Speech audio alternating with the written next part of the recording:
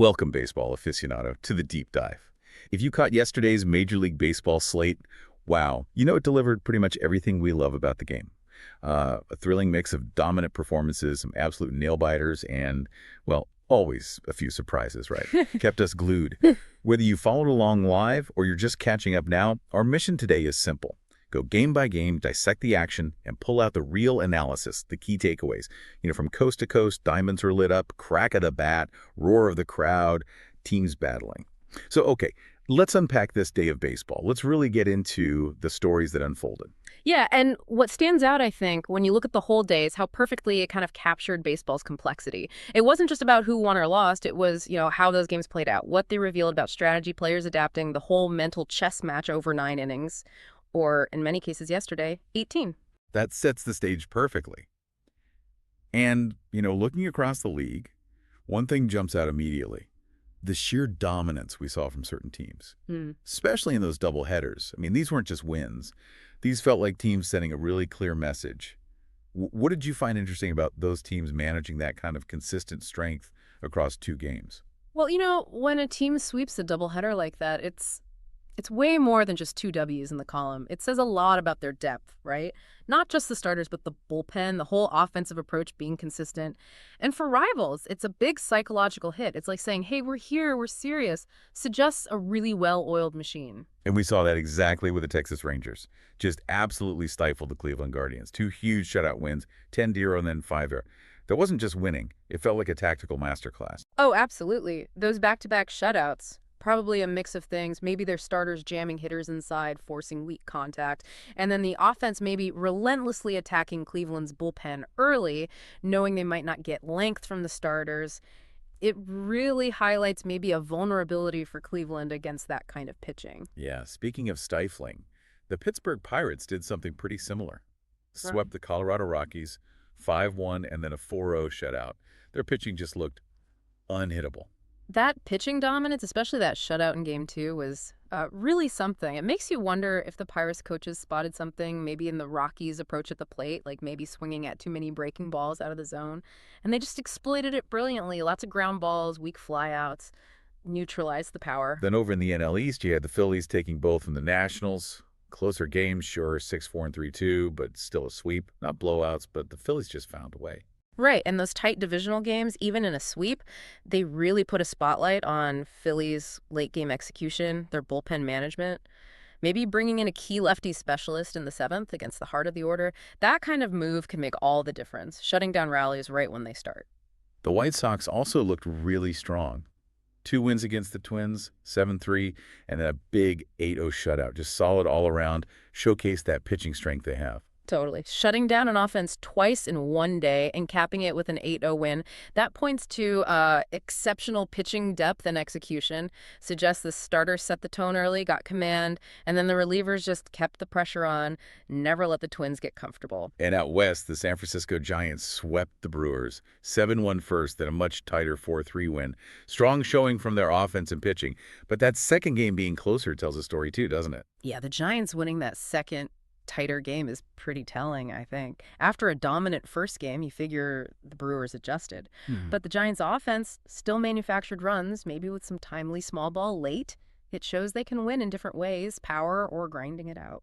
And finally, the Cubs. They went to Anaheim, crushed the Angels 12-1 in Game 1, just a massive offensive outburst. But then Game 2 was way closer, 4-3. They still got the sweep. But that contrast is interesting. It really was an explosion in Game 1, wasn't it? Probably the Cubs just jumping on pitches early. Maybe the Angels starter struggled with command.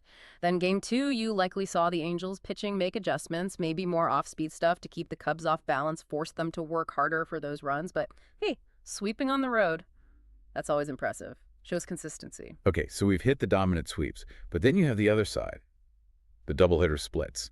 These are the teams showing resilience, bouncing back after a loss, or just slugging it out. From a strategic angle, how do teams manage that reset? Mentally, tactically, midday, like that? Well, that's where coaching adaptability really comes into play, Splitting a doubleheader, especially after getting beat, isn't just grit. It's about quickly analyzing Game 1 data. what worked, what didn't, identifying maybe a hitter's hot zone or if a pitcher was tipping pitches, and then making subtle adjustments for game two. A different alignment, changing pitch sequences, a lineup tweak. It's about in-game intelligence. And we saw that drama with the Astros and Orioles. Houston wins a wild one 9-8 first, but then the O's clamped down for a 3-2 win. That's a huge swing, and yeah, pitching felt like the story in game two. Exactly. The Orioles turning it around like that after a high-scoring loss, it's just they pivoted, maybe leaned heavily on their bullpen effectively in game two. Focus on shutting down Houston's power guys early in the count, getting key strikeouts, preventing those big innings that hurt them in game one. Shows a manager adjusting on the fly. Similar vibe with the Mets and Braves, those NL East rivals.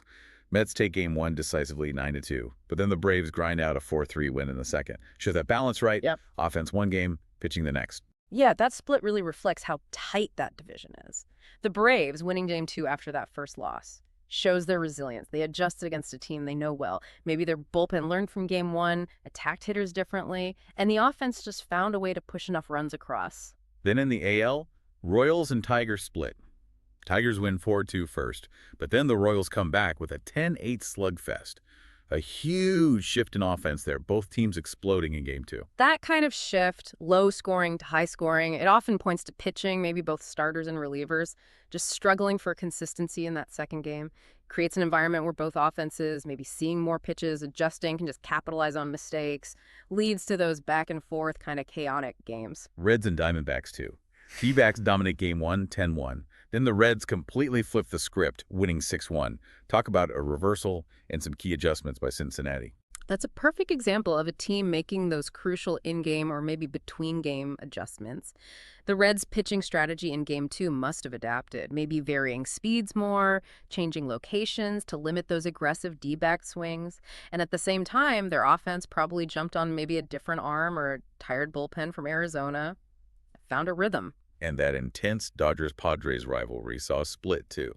Padres take Game 1, 5-1, but the Dodgers answer right back.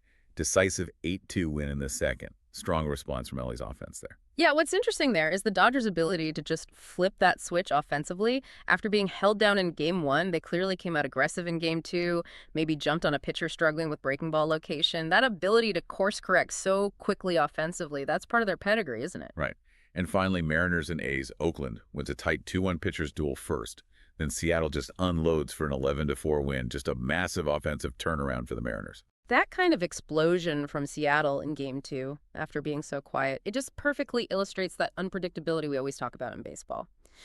Suggests they just found their timing at the plate, maybe more patience, waiting for their pitch instead of chasing early. Whatever it was, it clicked. So beyond the doubleheaders, we also had those standalone games. Still plenty of action, and maybe even more pressure in a single game, right? Yeah. No immediate chance to bounce back. Absolutely. In a single game, everything feels amplified. Timely hitting, a key pitching change, strategic defense. It all matters more intensely. There's no Game 2 buffer. One decision, one play can literally be the entire difference. Like the Rays beating the Cardinals 7-2. Looked like just a solid all-around win for Tampa Bay. Yeah, that score suggests the Rays just executed well. Starter probably worked efficiently, kept the bullpen fresh, and the offense put consistent pressure on St. Louis. A comfortable win, probably not many wasted opportunities. And the Marlins beating the Blue Jays 5-3. Close game, sounded like timely hitting was the key there. In a tight one like that, 5-3, it often comes down to who gets the big hit in the big moment. Marlins probably got that clutch 2-out RBI, maybe a sac fly, just making the most of limited chances against presumably solid Jays pitching. Those moments decide close games. So looking back at this whole day, what's the big picture? The overarching narrative. To me, it feels like just a perfect snapshot of a baseball season. The ebbs, the flows. We saw dominant pitching shutouts, crazy offensive explosions, and a ton of really tight battles decided late. I think what really comes through from yesterday is baseball's beautiful paradox, right? It's strategy, it's planning, but it's also just sheer unpredictable chaos sometimes. It highlights player performance, sure, but also those crucial coaching decisions, the adjustments, and yeah, sometimes just a bit of luck. These stories, they aren't just scores. They show why this sport, with its constant tests of resilience and adaptability, keeps us totally hooked. You nailed it with that paradox idea. Predictability versus chaos. Yeah. But when a team does dominate, like some did yesterday, sweeping a doubleheader, Yeah. what does that really signal? Is that momentum you can ride or just getting hot? That's a great question because you have to look beyond just those two games, right?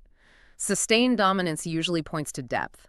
A deep roster, smart player management to avoid burnout, a game plan that works but is also adaptable. A hot streak can carry you for a bit, sure, but real long-term success, especially getting through schedules packed with doubleheaders, needs that foundation of execution and strategic depth. It really does. So as we wrap this up, here's something maybe for you, the listener, to chew on. As teams navigate these tough schedules, those doubleheaders especially, what strategies do you think are most crucial long-term, beyond just talent? And how much does momentum from Game 1 really carry into Game 2 or the next series when you factor in fatigue, bullpen usage, all that stuff? Yeah, understanding those subtle dynamics. That's key to really getting the game beyond the box score. How managers use their bullpen, how hitters adjust pitch to pitch. Always more to see. Keep dissecting those details. That's how you truly understand this game we love. Thanks for joining us on the Deep Dive.